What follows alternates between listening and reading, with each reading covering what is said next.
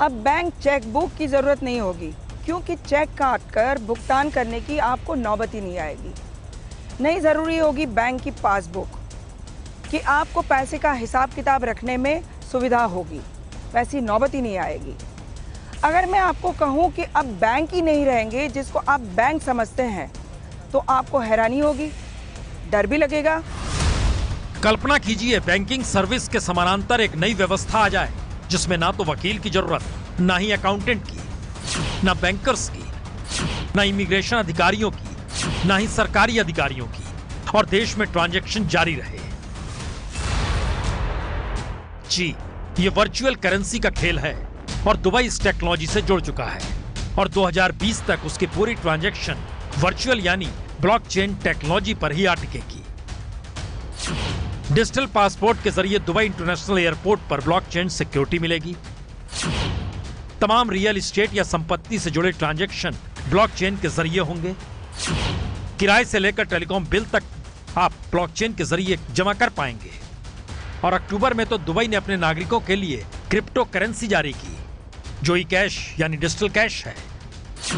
Crypto currency का मतलब है ट्रांजैक्शन के लिए कोई मिडिलमैन नहीं चाहिए। माइक्रोसॉफ्ट, आईबीएस, सिस्को और क्रिप्टो सरीखे 46 कंपनियां ब्लॉकचेन टेक्नोलॉजी से जुड़ चुकी हैं। और अब असल सवाल है कि आखिर इसकी जरूरत दुबई को ही क्यों पड़ी, और क्या भारत भी आने वाले वक्त में इसी रास्ते पर जाने की तैयारी कर रहा है। दुबई का कहना है उसने तकरीबन 1 करोड़ दस्तावेजों को ब्लॉकचेन टेक्नोलॉजी में डाल दिया है, जिससे दुबई ने 2.5 करोड़ लोगों के काम के घंटे बचा लिए और $1.5 मिलियन टैक्स भी बचा लिया।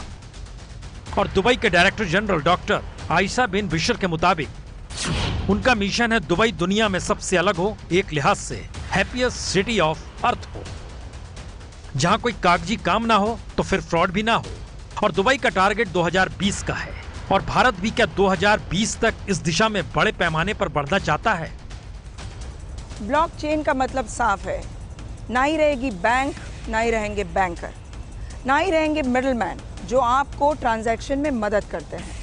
यानी एक ऐसी वर्चुअल व्यवस्था जिसमें बागडोर होगी सरकार के हाथ में, वही रखेगी आपके पाए पैसे का हिसाब।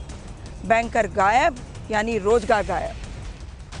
तो आखिरी सवाल यही है, क्या यह भारत जैसे लोकतांत्रिक देश में संभव है, या फिर भारत भी इसकी तैयारी कर रहा है और आने वाले वक्त में कोई मिडिल मैनेजमेंट जॉब रहेगी नहीं। यह सिर्फ एक सवाल है, पर इसकी गंभीरता इससे भी समझी जा सकती है अगर भारत में असमानता चरम पर है, हालातों ने 1921 वाली स्थिति को पकड़ लिया है, तो फिर कई थ्योरियां हैं। मसलन असमानता बढ़ेगी तो समाज में असंतोष बढ़ेगा।